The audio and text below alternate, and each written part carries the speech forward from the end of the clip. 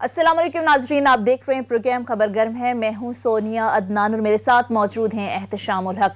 नाज़रीन, प्रोग्राम का आगाज करेंगे। आज इलेक्शन कमीशन ने तकरीबन 2 बरस की समाअत के बाद फैसल वाउडा नाअहली केस का फैसला सुना दिया। दोहरी शहरियत का ये मामला था। 22 माह ये केस चलता रहा और आज सेनेटर फैसल वाउडा को नाअहल करार दिया गया है इलेक्शन कमीशन की तरफ से।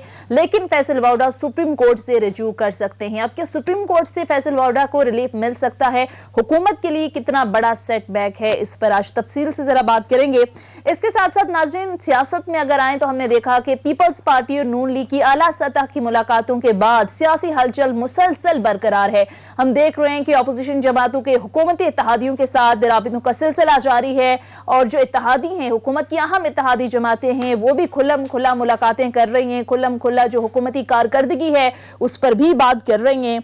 और इसके साथ साथ नाज़रीन, गुज़िश्ता दिनों हमने देखा कि काफ लीग और पीपल्स पार्टी के दरमियान मुलाकातें हुई और एनक्यूएम की नून लीग से मुलाकातें हुई। अपोजिशन के जो है वो हुकूमत के खिलाफ तहरीक अदम एतमाद की जो कोशिशें हैं वो तेज होती नजर आ रही हैं। लेकिन दूसरी तरफ हुकूमत काफी पुरएतमाद है। आज भी प्राइम मिनिस्टर ने खिताब किया और प्राइम मिनिस्टर ने कहा कि माजी में एक दूसरे को चोर कहने वाले जो हैं वो इकट्ठे हो गए हैं। उन्होंने कहा कि जो मर्जी इत्तेहाद बना लें, जो मर्जी कर लें, सजा इनको मिलेंगी। दूसरी तरफ फवाद चौधरी साहब ने भी इसी तरह की बात की। उन्होंने कहा कि अदम एतमाद का जो शोर है वो सिर्फ एनआरओ मांगने के लिए। उन्होंने कहा कि जो मर्जी कर लें, आप लोगों को एनआरओ नहीं मिलेगा। और ये सारे चोर जो मिलकर तहरीक अदम एतमाद लाने की बात कर रहे हैं, ये बेसिकली बाहर जाने की ख्वाहिशमंद है। तो क्या हुकूमत का एतमाद दुरुस्त है या फिर हुकूमत को कोई खतरा हो सकता है?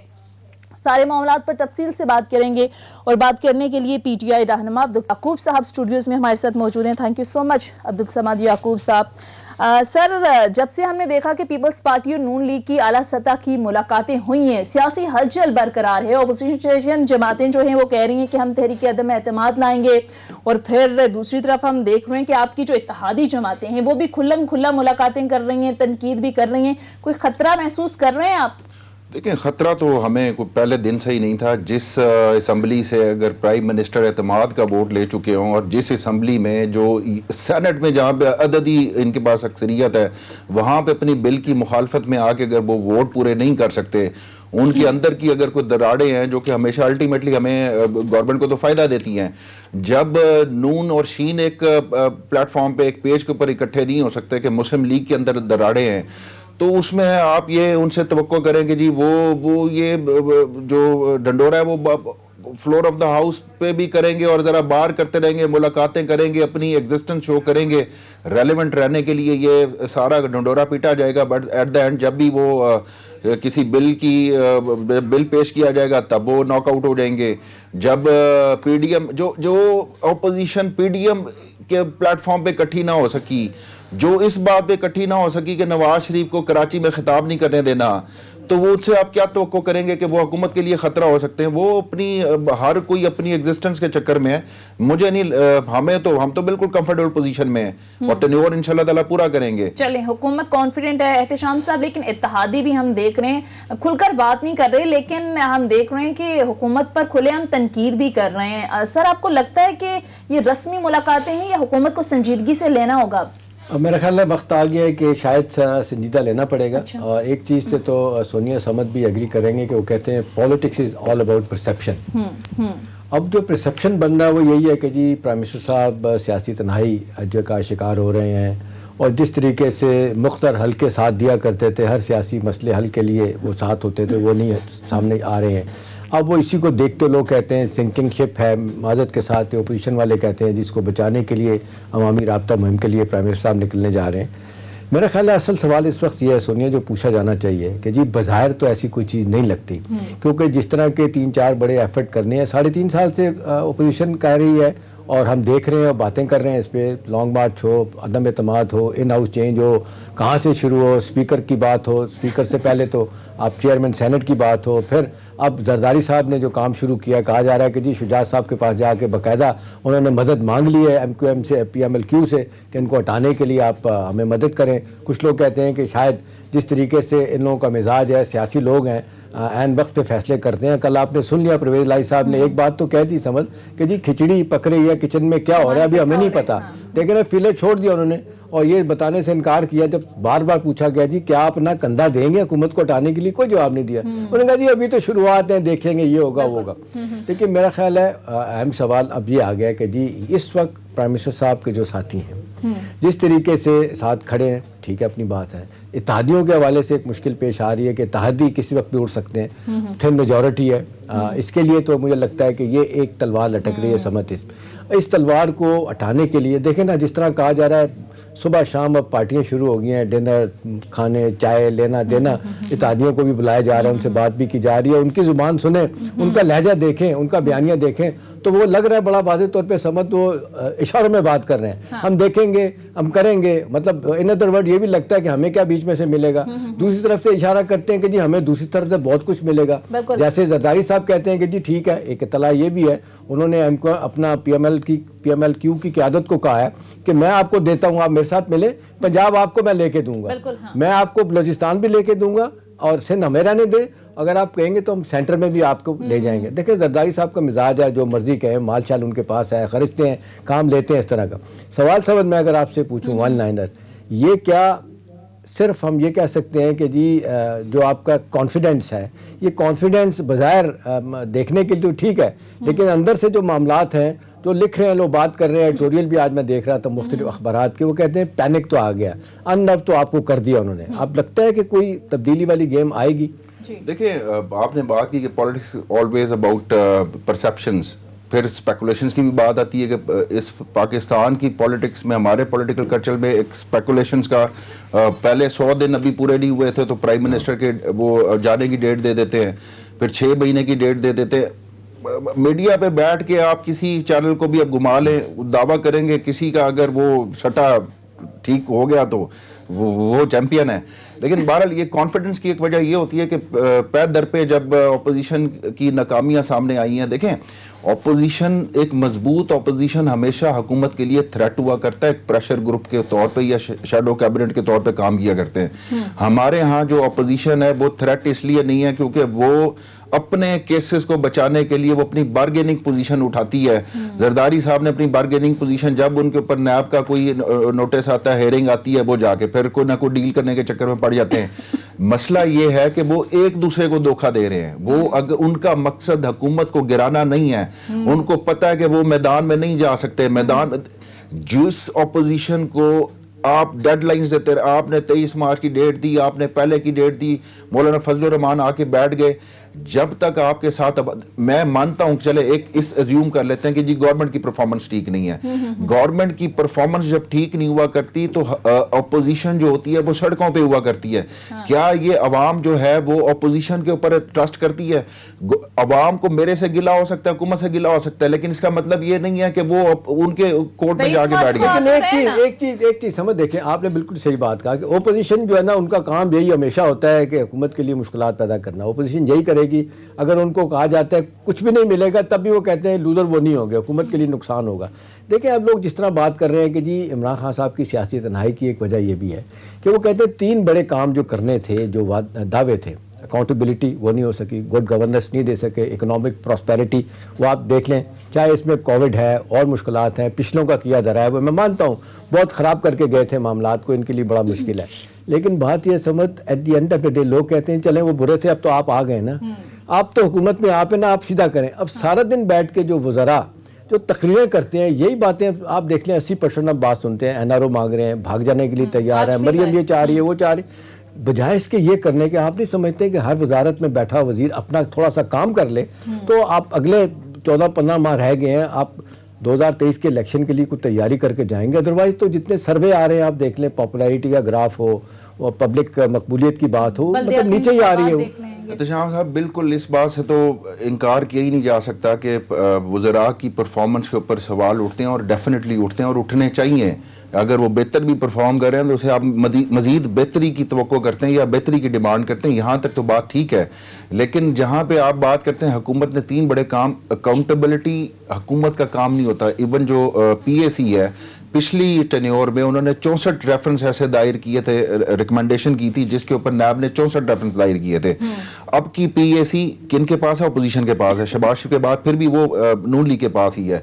कोई एक रेफरेंस उन्होंने हुकूमत के बुजुर्ग के खिलाफ को भेजा हो कि उन्होंने, अगर उनको करप्शन नजर आई, इसका मतलब है कि करप्शन, हम अगर पिछली करप्शन की बात करते हैं तो हम अगर नैब को भेजते हैं, नैब एक ऑटोनमस इदारा है, मसला वहां पे आता है कि जब प्रोसिक्यूट ठीक नहीं कर पाते, क्योंकि उनके मुकाबले में अगर 2-2 करोड़ रुपए का वकील लाएंगे, हमारे पास ये 1000 से ऊपर केसेस पड़े हुए हैं, इनके पास वकीलों को देने के लिए उस तरह के रिसोर्सेज नहीं है। अल्टीमेटली इस तरह के जो आपका जस्टिस सिस्टम है उसमें वही विनर है, चाहे वो कातिल भी आ जाए, वो तगड़ा वकील करके आ जाता है और वो आके जनाब वो हावी हो जाता है। में रिफॉर्म्स भी तो आपकी गवर्नमेंट ने लानी थी, तो आप जो भी जस्टिफिकेशन दे दें समझ साहब, अल्टीमेटली आपकी गवर्नमेंट को ही कसूरवार ठहराया जाएगा। प्राइम मिनिस्टर खुद कहते हैं कि एहतसाब ना करना हमारी हुकूमत की सबसे बड़ी जिम्मेदारी, और इसी नारे के साथ आप गवर्नमेंट में आएंगे। अब ये जस्टिफिकेशन मैं ऐड कर दूं एक बात कि क्रिमिनल लॉज के ऊपर हम रिफॉर्म्स लाए तो सुप्रीम कोर्ट बार काउंसिल पहुंच के एतराज उठा दिया। मींस के हमने अगर ये मुकर्रर किया कि 9 महीने के अंदर फैसला होना चाहिए, बुराई क्या है इसमें?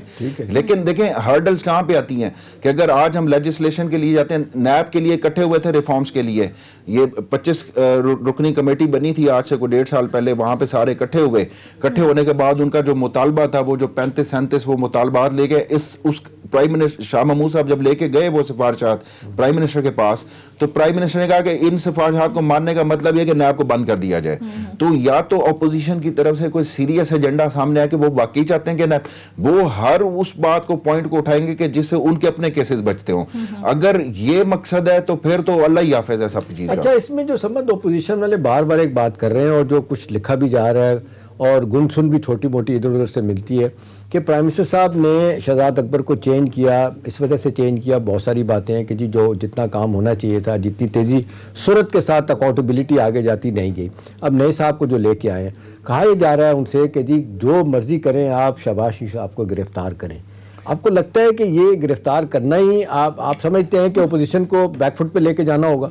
नहीं, शहबाज शरीफ जो है वो कोई गवर्नमेंट शहबाज सेंट्रिक नहीं है। अगर आप देखें तो इस जैसा फ्रेंडली ओपोजिशन तो किसी के लिए भी तोहफा हो सकता है कि जो तकरीर भी करता है तो 2.5 घंटे की तकरीर में जो रिकॉर्ड उसने कायम किए उसमें माँ सिवाय एक CV पेश करने के अलावा उनके पास और कुछ नहीं होता कि जी नेक्स्ट जो है वो आप मियाँ साहब को हटा दें, हम आपको सर्व करने के लिए तैयार हैं। ये तो शहबाज शरीफ हमारे लिए कभी भी खतरा नहीं है। हाँ, एक परसेप्शन वाली बात की अगेन कि हाँ उससे जो ये आम तौर पे ये परसेप्शन पाया जाता है कि एहतसाब जिस तरीके से होना चाहिए था उस तरीके से नहीं हो रहा। कि शहबाज शरीफ की अगर मनी लॉन्ड्रिंग पे या एक उसके चपड़ासी के अकाउंट में अगर अरबों रुपए आ रहे हैं और हम जाके आपके सामने शर्मिंदा नहीं होंगे कि उसके बाद वो जमानत के ऊपर बाहर आ जाते हैं। ये अगर कोई प्राइम मिनिस्टर अगर FIA को कहता है कि जी प्रोब करें या इनके खिलाफ एविडेंस लाएं, एविडेंस इकट्ठा का, अगर FIA फॉर एग्जाम्पल कोई FIA के नीचे कोई केस है तो एविडेंस FIA ने लाना है या प्रोसिक्यूटर ने जाके उनको वो करना है, तो उस हद तक ठीक है। गिरफ्तारी का प्राइम मिनिस्टर नहीं कह सकते। देखिए, एक समझ आयरनी ये आप लोगों के साथ जिसका मुझे भी बड़ी हैरत होती है कि कुछ चीज़ें ग्राउंड पे बड़ा वाज़े तौर पे बता रही होती है कि करप्शन कहाँ पे हुई है। मसला भी देखें, अगले दिन जो 25 अरब रुपए की एक नई कहानी निकली है शहबाज शरीफ साहब की मनी लॉन्ड्रिंग की, उनके एक साहब हैं जो टेलीविजन पे आते हैं, वो कहते हैं 20,000 रुपये मेरी तनख्वाह है। तो सवाल पूछा जाता है कि जी वो 70 करोड़ पे आपके अकाउंट में कैसे आ गया? वो कहते हैं मुझे नहीं पता। अब देखिए, मेरा सवाल आपसे है कि अगर इतनी वाज़े तौर पे चीज़ें हैं तो समझिए बड़ी सूरत के साथ केस को आगे ले जाना चाहिए, मंतकी अंजाम तक जाना चाहिए। अब कई हवाले से जरदारी साहब कहते हैं वो तो सबको खरीद लेते हैं, देखें बैंकिंग कोर्ट से भी जमानत होगी, फलानी होगी, रिकॉर्ड जल गया। वो तो अगर यहाँ पे पंजाब में भी यही हो रहा है तो फिर लोग इल्जाम आप ही को देंगे कि इतनी जबरदस्त गवाही आपके पास है, सबूत है, भाई क्यों नहीं आप कन्विक्ट करवाते लोगों को? इल्जाम भले काम नैब का हो लेकिन इल्जाम गवर्नमेंट के ऊपर आता है कि लोगों ने हमें अकाउंटेबिलिटी के नाम के ऊपर वोट दिया था। हम जब आके किसी को कटहरे में, किसी को जेल में या किसी को आज तक सजा नहीं हो सकी, उसका चाहे वो जुडिशरी के कोई फ्लॉज हो, लेकिन अल्टीमेटली पूछा जाएगा, गिरबान हमारा पकड़ा जाएगा कि जी आप बताएंगे जी आप तो इनको डाकू चोर कहते थे, इनको लुटेरा कहते थे। एक सजा याफ्ता जो है वो अगर लंदन बैठ गया है और बाकी जो है वो जमानतों के ऊपर जमानतें देना या वो करना वो हमारा काम नहीं है। अगर आपको रिलीफ दे देती है, देखें आज एक जिस तरह फैसला आया उस पर भी बात गालिबन होगी, तो इसमें गवर्नमेंट का कसूर नहीं है लेकिन इल्जाम गवर्नमेंट के सर के ऊपर है। अच्छा आगे चलते हैं। आज जो है वो बल्दियाती इलेक्शन के दूसरे मरहले का शेड्यूल भी जारी कर दिया गया है। तो समझ साहब, मेरा सवाल ये है कि जो पहला फेज था इसमें बड़ी मायूस कुन कारकर्दगी रही, जाहिर है प्राइम मिनिस्टर ने खुद इस बात को तस्लीम भी किया। तो अब दूसरे फेज में तवक्कुआत क्या हैं? आपको लगता है कि कहीं जो है वो आप इसको अचीव कर पाएंगे जो पहले मायूस कुन रही? देखिए, मायूस कुन रहने की जो वजूहात थी वो उनको आइडेंटिफाई, हमने भी उसको आइडेंटिफाई किया कि वो किस वजह से था। क्या कोई पब्लिक रिजेंटमेंट थी, क्या गवर्नमेंट की परफॉर्मेंस के ऊपर लोगों को एतराज है? केपीके में तो हमारा स्ट्रॉन्ग होल्ड है, वहां पे तो ऐसी आपको ग्राउंड में सिचुएशन नजर नहीं आती कि जी लोगों ने हमारे खिलाफ वोट दिया, अच्छे कैंडिडेट नहीं आने दिए और अपने रिश्तेदारों को टिकट दिए बिल्कुल। मैं आ रहा था कि जब आप अपनी गलती की वजह से हारते हैं इलेक्शन तो लोग बाकी ओपोजिशन को तो मौका मिल गया। वहां पे जो ये बल्दियाती इंतखाब होते हैं, हमारे जो वर्कर्स थे उन्होंने आजाद भी लड़ा, टिकटों की तकसीम एक वजह कह सकते हैं, यानी कि मैच हारने की वजह हमारी अपनी वो थी कि जिसमें कोई मुखालिफ वो नहीं था कि मुखालिफ इतना स्ट्रांग हो गया। बल्दियाती इंतखाब ये लोकल इंतखाब होते हैं, इनमें एक डिफरेंट किस्म की पॉलिटिक्स के डायनामिक्स डिफरेंट होते हैं। स्ट्रेटजी बनाई है कि ये कोताहियां अब रिपीट नहीं होंगी? बिल्कुल। एक तो सबसे बड़ी स्ट्रेटजी आप देखेंगे प्राइम मिनिस्टर का सबसे बड़ा रिएक्शन ये था कि पार्टी डिसॉल्व कर दी। उसके बाद वो एक इंटरिम जो अभी सेटअप लाए हैं जिसके तहत अब जो टिकट्स की स्क्रूटनी होगी वो बेहतर होगी, मेरिट के ऊपर होगी। मामला दे दिए। तो इसका मतलब अवामी राब्ता मुहिम जो अब शुरू होने जा रही है समझ, उसमें प्राइम मिनिस्टर साहब तकरीरें भी करेंगे, उसमें जाहिर है इलेक्शन आ रहा है, केपी में भी कह रहे हैं पहले जाएंगे, वहाँ पे इलेक्शन में रैली से भी खिताब करेंगे, इस तरह पंजाब में भी जाएंगे। आपको लगता है कि लोग इस वक्त मोबिलाइज हो जाएंगे और प्राइम मिनिस्टर की बात सुनने के लिए तैयार हो जाएंगे? इस बात पे ये सामने रखते हैं कि वो एक चीज़ सब लोग कहते हैं कि जी महंगाई ने कमर तोड़ दी है, हम किस तरह आपके साथ। दूसरी तरफ जी मैं मानता हूँ कि सियासी तौर पे अपोजिशन के लोग अवामी हमायत हासिल करने में कामयाब नहीं हुए 3.5 सालों में, इसलिए अब ये आ गए हैं जी वोट ऑफ नो कॉन्फिडेंस की तरफ।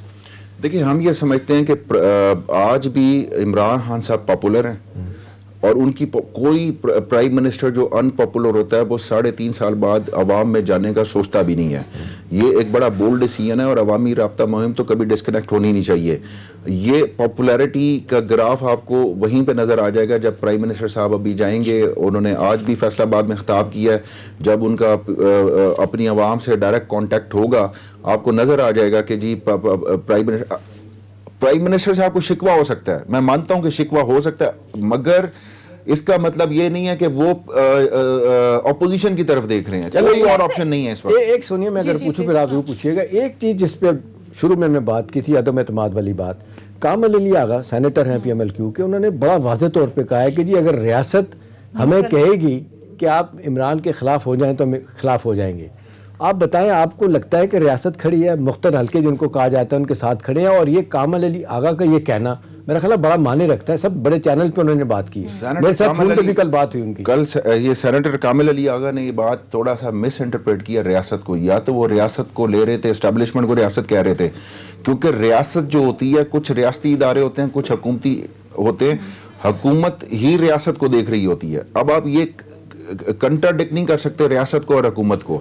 अब उनका अगर कहने का मकसद ये था कि या तो वो वाज़े अल्फाज में कह नहीं सकते थे कि किन का नाम वो लेना चाहते थे, तो उनकी इंटरप्रिटेशन से ही नाम ले लिया नहीं, लोग समझ गए। मुझे इंटरप्रिटेशन से उनसे इख्तलाफ है कि उनको या तो खुल के वो कहना चाहिए वो भी हुकूमती इत्तेहादी हैं, या तो उनको खुल के कहना चाहिए कि उनका रियासत से क्या मुराद है। वो इतने खुल के आने वाले नहीं है। भी कहा है, बल्कि साथ में उन्होंने ये भी कहा, मैं शो सुन रही थी, उन्होंने कहा कि एस्टेब्लिशमेंट जब न्यूट्रल हो जाए तो हुकूमत के लिए अच्छे दिन नहीं होते, फिर ऑपोजिशन के इत्तेहादियों के साथ राबिते शुरू हो जाते हैं। देखिए, हम ये समझते हैं कि एस्टेब्लिशमेंट होती, हम ये समझते हैं कि एस्टेब्लिशमेंट अगर न्यूट्रल, अगर बाइस्ड होती तो फिर हमें ज़्यादा सीट्स मिलनी जाती। हम 1000 वोटों से, हमारे मुतअद्दिद कैंडिडेट जो थे 1500 से नीचे के वोटों के मार्जिन से आ रहे थे।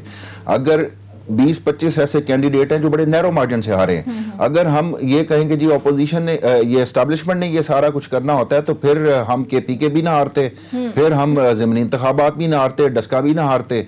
तो ये बड़ा आसान है आजकल के एस्टैब्लिशमेंट के ऊपर मलबा डाल देना, ये सबसे एक अपोजिशन के लिए आसान काम होता है। ठीक है। अच्छा अब्दुल समद साहब, अभी जिस तरह से आपने बात की कि पहले भी ये इत्तेहाद बना था पीडीएम का, कुछ नहीं हुआ, हुकूमत जाने की तारीखें भी देते रहे, लेकिन आपको नहीं लगता कि इस वक्त सूरत हाल थोड़ी सी मुख्तलिफ है? गो कि पहले भी इत्तेहादियों की जानिब से आपको जिस तरह से ब्लैकमेल किया जाता है, बट इस वक्त बाप जो जमात है आपकी इत्तेहादी, उसकी जानिब से भी तहफ़्फ़ुज़ात किए जा रहे हैं, फिर खुल्लम खुल्ला आपकी जो कारकर्दगी है उस पर भी क्रिटिसाइज किया जा रहा है। तो आपको नहीं लगता कि पहले से हालात थोड़े से मुख्तलिफ हैं, ये खतरा बन सकता है आपके और लिए? हमको हम कहती है जी हमारे पास तो एक हमारा वजीर है, ले लें वो भी वापस ले लें। बिल्कुल, दो हाँ। वजीर हैं उनके, और पहली बात तो ये उसको फरोग नसीम को तो वो मानते ही नहीं है ना। किसी भी हुकूमत में अलाइज जब होते हैं तो कोalition गवर्नमेंट होती है, उसमें अलाइज और जो गवर्नमेंट होती है उसमें हल्की फुल्की मौसीकी तो चलती रहती है। ये तो हमारा एक पॉलिटिकल कल्चर है। और बल्कि एक पार्ट हमारे यहाँ तो हमारे जमहूरी पार्टी के अंदर जो जमहूरी हमारे यहाँ तो असम्बली के अंदर हमारे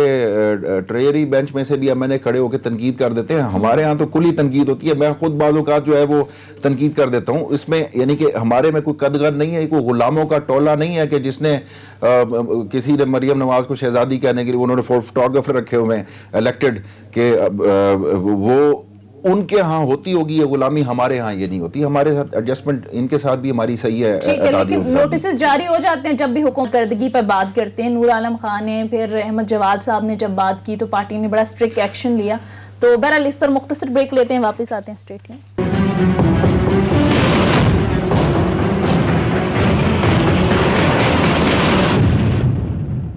ब्रेक के बाद खुशामदीद नाज़रीन। अब जरा बात करते हैं फैसल वाहुडा की नाहली केस से मुतालिक। एहतशाम साहब, दोहरी शहरियत केस तकरीबन ये मामला 22 माह चला और आज बिलाखिर उन्हें नाहल करार दिया गया। कैसे देखती हैं और ये कितना बड़ा सेटबैक है? और दूसरा सर, पीएम के इतने करीब रहने वाले लोग, क्या इनकी कमजोरियों का इल्म नहीं होता कि बाद में इस तरह के फैसले से एम्बैरेसमेंट का सामना करना पड़ता है? देखिए, हम हमेशा जब बात कर रहे होते हैं सियासत में टाइमिंग बड़ी अहम होती है। एक तरफ अपोजिशन नई सब बंदी कर रही है हुकूमत के खिलाफ, और दूसरी तरफ आज प्राइम मिनिस्टर के की प्लेयर जो है ना फैसल वाडा साहब, उनकी नाहली सामने आती है। अगरचे हमने देखा कि इस हवाले से उन्होंने सिंध हाई कोर्ट से भी स्टे लिया, इस्लामाबाद हाई कोर्ट से भी लिया, बड़ा केस चलता रहा, रोक के रखा।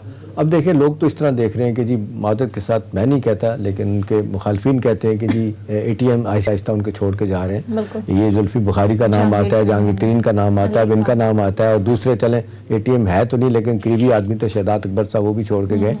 सवाल तो ये है कि जी इस स्टेज पे क्या इसका हुकूमत के लिए जो सेटबैक है जो आप कह रही हैं वो डेफिनेटली है। अब जो सुप्रीम कोर्ट में जाएंगे फैसल वाडा, उसके बाद उनको कोई रिलीफ मिलेगा तो आमतौर पे बात जो हो रही है सब हल्कों में समझ वो ये हो रही है कि शायद खान अब्बासी की बहन सेनेटर सादिया अब्बासी वो भी दोहरी शरीयत में नाइल हुई थी और उनको भी वहाँ से कोई रिलीफ नहीं मिला था। तो आपको लगता है कि इन्हें कोई रिलीफ मिल जाएगा या कोई डेट्स का जो हेर फेर इसमें है आप बताएंगे क्या है? मेरा तो ये ख्याल है कि ये जब अपील में जाएंगे हम सुप्रीम कोर्ट तो ये ओपन एंड शट केस है, ये तो इनको पहली फौरन इनको रिलीफ मिल जाएगा। क्योंकि यहाँ पे देखे केस टू केस जो ये दोहरी शरीयत का केस टू केस वेरी करता है। फैसल वाडा का क्लेम ये है कि इन्होंने सरेंडर कर दी थी। इलेक्शन कमीशन ने कांटेक्ट किया कॉन्सुलेट, अमेरिकन कॉन्सुलेट कराची से, उन्होंने भी इनको 22 जनवरी को जवाब दे दिया है। अब जब आप at the date of surrender जब आप करते हैं और जब वो सस्पेंशन होती है, यहाँ पे कंट्रडिक्शन आ जाती है कि आपने कब। इनका दूसरा मसला ये है कि इनका जो ID कार्ड जो ओवरसीज का होता है वो बाद में सस्पेंड हुआ, जबकि जो ID कार्ड इनका था वो पहले इशू हो चुका था, जिसका मतलब ये होता है कि जब आपको नेशनल ID कार्ड इशू होता है तो आपकी दोहरी शरीयत होती है वो दूसरी शरीयत सस्पेंड होती है, तभी आप के साथ समझ लोग कहते हैं फैसल वाडा ने प्रीएम्प्ट किया। जब उनको पता चल गया था उन्होंने, आपने देखा, वजारत से भी इस्तीफा दिया, नेशनल सब्सिडी से भी इस्तीफा दिया। अगर उनको इतना यकीन था कि सब कुछ हो जाएगा तो क्यों उन्होंने छोड़ दी वजारत भी और कौमी असम्बली की रुकनीत? क्योंकि दोहरी शरीयत का मामला है, ये कोई एसेट्स का मामला तो है नहीं। टेक्निकलिटीज होती हैं कि अगर आपको पेपर सबमिट करते हुए अगर आपने कोई गलती कर दी वहां पे, जो अक्सर उम्मीदवारों से हो जाती है गलती, ये एक गैर दानिस्ता तौर पे, नादानिस्ता तौर पे अगर कोई ऐसी गलती हुई है कि जिसको जाके वो पकड़ लिया उन्होंने और उसको डिस्क्वालिफिकेशन, तो वो फिर होनी नहीं चाहिए। आपको लगता है रिलीफ मिल जाएगा? मुझे लगता है कि रिलीफ आपको लगता है रिलीफ मिल जाएगा। लेकिन साबिक सेक्शन कमीशन कंवर दिलशाद साहब भी हमें ज्वाइन कर चुके हैं, उनसे जरा बात करते हैं। कंवर दिलशाद साहब, बहुत शुक्रिया आपके वक्त का। दोहरी शहरियत का ये केस था और आज बिलाखिर इसका फैसला आ गया। फैसल वाडा को जो है वो नाहल करार दिया गया है। सर, आपको क्या लगता है कि सुप्रीम कोर्ट से वो रजू कर सकते हैं, उन्हें रिलीफ मिल सकता है सुप्रीम कोर्ट से? इलेक्शन कमीशन पाकिस्तान ने फैसलवाड़ा का जो फैसला किया है, ये तकरीबन 3.5 साल से ये मुकदमा जो है वो इलेक्शन कमीशन के यहाँ मुख्तलिफ समातों में जारी रहा। बिल्कुल। और फैसलवाड़ा साहब ने इलेक्शन कमीशन की अथॉरिटी को चैलेंज करने के लिए तो तमाम कोर्ट्स में, Sindh high court, Islamabad high court, supreme court of Pakistan, वो हर जगह जाते रहे और उन्होंने ये कहा जी इलेक्शन कमीशन पाकिस्तान के खिलाफ नहीं है। जब इलेक्शन उन्होंने अदालतों ने ये कहा कि इलेक्शन कमीशन पाकिस्तान की बाकायदा इख्तियारात है, आईनी कानूनी तौर पर इलेक्शन कमीशन सुनने का मजाज है, फैसले करने का मजाज। लेकिन इसके साथ साथ अब ये देखें कि वो खुद ही उन्होंने फैसलवाड़ा साहब ने इलेक्शन कमीशन पाकिस्तान में तकरीबन 1-1.5 साल तक सवालों को जवाब ही नहीं दिए। उनके वकला जो है कभी जूनियर कभी सीनियर एक मामले चलते रहे। लेकिन तमाम हालात को देखते हुए आज इलेक्शन कमीशन पाकिस्तान ने जो फैसला किया है तो वो उन्होंने बाकायदा ये तहरीर तौर पर कहा है कि जो हकायक छुपाए हैं, उन्होंने आइन के आर्टिकल 62 का जो हवाला दिया 1F का, वो बड़ा इम्पोर्टेंट केस है हमारे एहतशाम साहब की, आप भी सब जानते हैं कि इसी के तहत नवाज शरीफ साहब को नाअहल करार दिया गया। इसी कानून के तहत जहीर तरीन साहब जो है वो डिस्क्वालीफाई हुए ताहयात के लिए। तो इलेक्शन कमीशन पाकिस्तान को और आगे बढ़ा। इलेक्शन कमीशन पाकिस्तान ने इसको आइन के आर्टिकल 218 का भी हवाला दिया है, जिसमें उन्होंने ये कहा है कि हम करप्ट प्रैक्टिस को गार्ड करने के हमारे पास इख्तियारात है, हमने करप्ट प्रैक्टिस भी देखनी है। या फैसलवाड़ा साहब करप्ट प्रैक्टिस के जुमरे में आए, हकायक छुपाया। अब इनके रास्ता खुला है।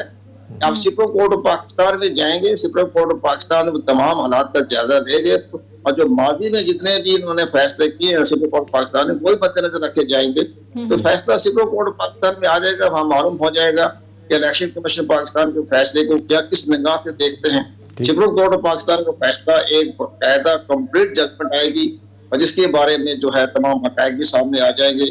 और अभी एक और बड़ी अहम बात मैं बताना चाहता हूँ कि ये शॉर्ट फैसला आया है इलेक्शन कमीशन का, और जब इलेक्शन कमीशन पाकिस्तान का जो पूरा तफसीली फैसला आएगा तो आपकी चश्मकुशा फैसला आएगा। अच्छा। वो तमाम उन्होंने हकायक बयान कर देने हैं जो फैसलवाड़ा साहब ने हकायक छुपाए और किस अंदाज से उन्होंने अपने पासपोर्ट के जरिए जैसे जैसे दौरे किए, विजिट किया, जितने दौरे करते रहे उसको पाकिस्तान को वीजा नहीं लगाया उन्होंने। वो तो अपने गैर मुल्की दौरे पर अपने गैर मुल्की पासपोर्ट पे गए हैं। अब वो कह रहे हैं जी मैं पाकिस्तान पे शहरी हूँ।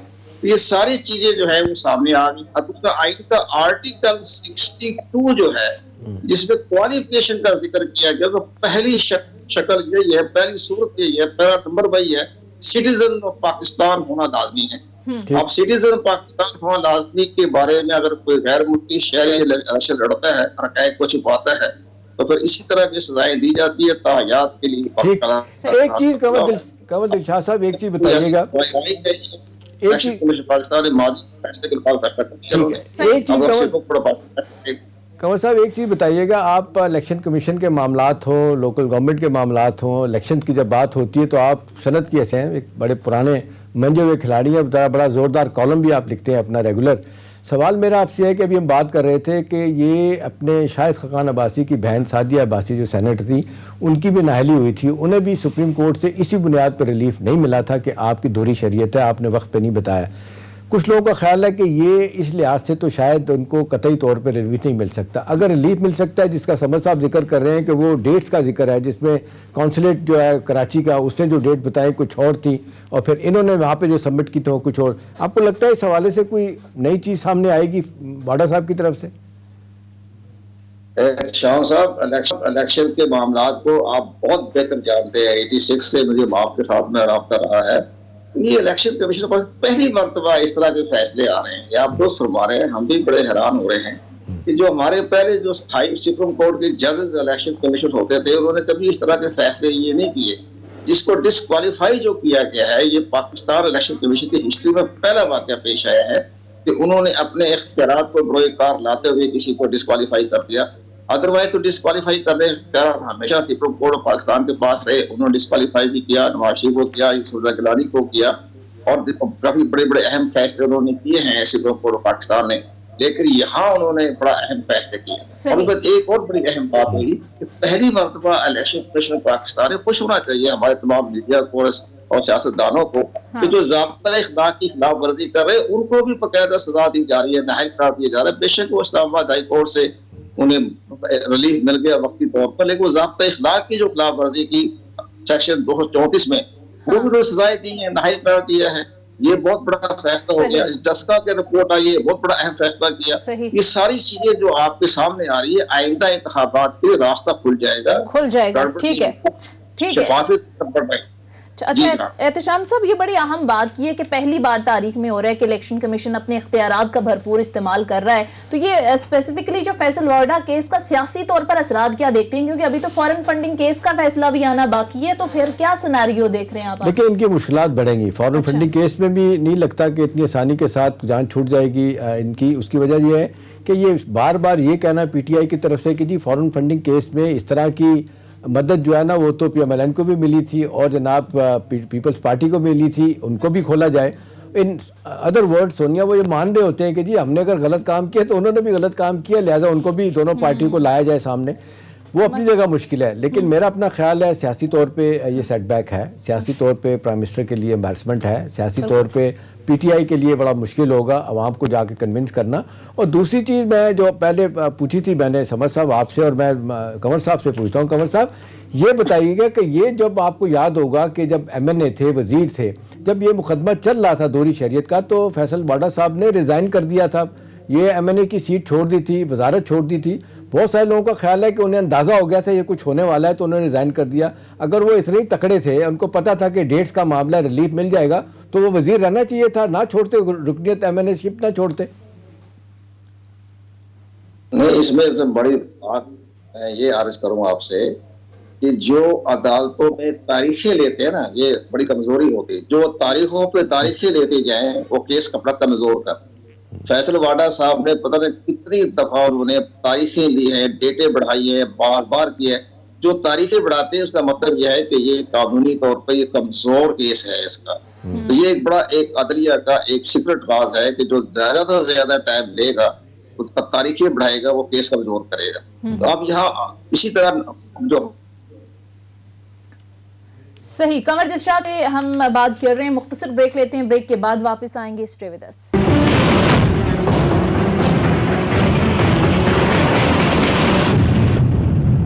ब्रेक के बाद खुशामदीद। अब्दुल समद याकूब साहब, अभी आप कंवर दिलशाद साहब को सुन रहे थे, ज़ाहिर इन मामलात पर बड़ी माहिराना राय रखते हैं। वो उनका ही कहना है कि जिन बुनियादों पर नाहल किया गया फैसल वाडा को, अब सुप्रीम कोर्ट से रिलीफ मिलना मुश्किल है।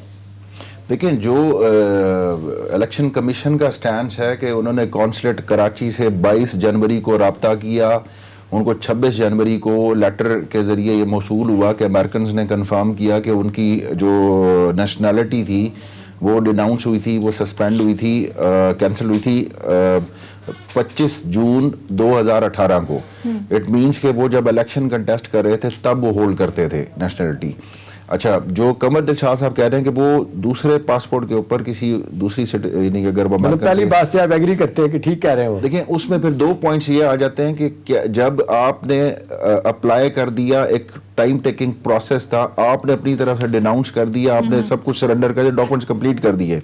अब अगर वो अमेरिकन टाइम लेते हैं या वो मुल्क जो उसको टाइम लेता है डिनाउंस करने में, सस्पेंड करने में, ये एक टेक्निकल इशू आ जाता है यहाँ पे तो चलो माना जा सकता है। लेकिन ये कहना कि उन्होंने दूसरे पासपोर्ट के ऊपर वजीर होते हुए सफर किए, वो समझ नहीं आती कि वो तो खुद एक मुल्क कंफर्म कर रहा है कि उन्होंने इनका पासपोर्ट सस्पेंड हो गया है।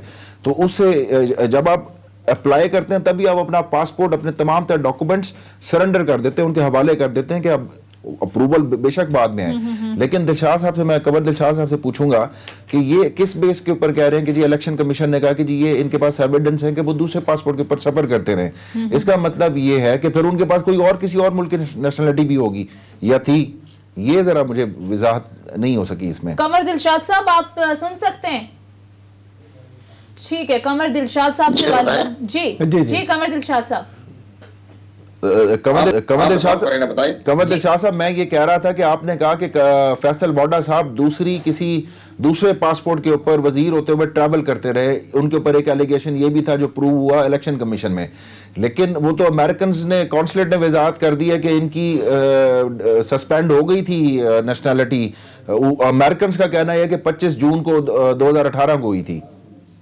देखें जी, सारी चीजें इलेक्शन कमीशन ने ही अपने जहां तक हमारी इतला के मुताबिक तो पूरी इन्वेस्टिगेशन की है उन्होंने अपने लेवल पर।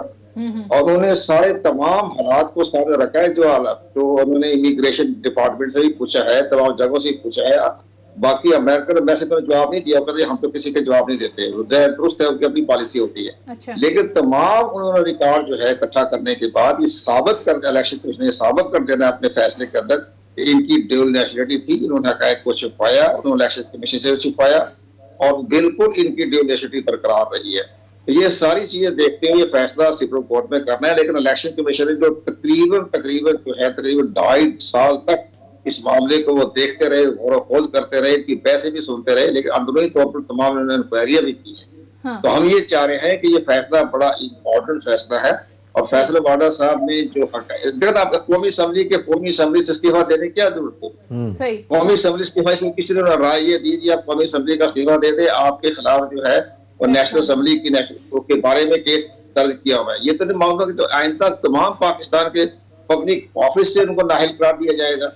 एक गलती शुरू से गलती कर ली जाए तो कहीं भी कहीं जाए उसके बाद उन्होंने एक्शन लेना है।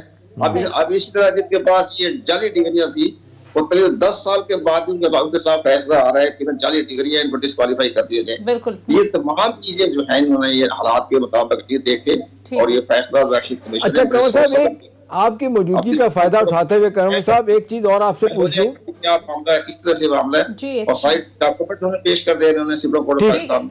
आपकी मौजूदगी का फायदा उठाते हुए अब चलें, ये तो अब सुप्रीम कोर्ट में जाएगा तो पता चल जाएगा फैसल वाला साहब कहाँ स्टैंड करते हैं। अभी एक जो बात हो रही है कि जी अगला इलेक्शन ईवीएम मशीन पे होगा, फैसला हो गया, सो अब पार्लियामेंट से मंजूर करवा लिया गया, लेकिन अब तक वो ग्राउंड रियलिटी ये बता रही है कि कोई तैयारी नहीं है। तो अब कहा गया जी कि ज़मीनी इंतखाबात में इसको इस्तेमाल किया जाए, वो नहीं किया गया, बल्दियाती इलेक्शन में इस्तेमाल नहीं किया गया। 2023 वो कहते हैं जी 7 लाख के करीब मशीनें चाहिए, मुल्क में बनेंगी, बाहर से आएंगी, 150 अरब रुपया खर्च होगा। ये सारी कंट्रोवर्सी क्या और आपका तजर्बा क्या कहता है कि ये आसान काम होगा हुकूमत के लिए करना?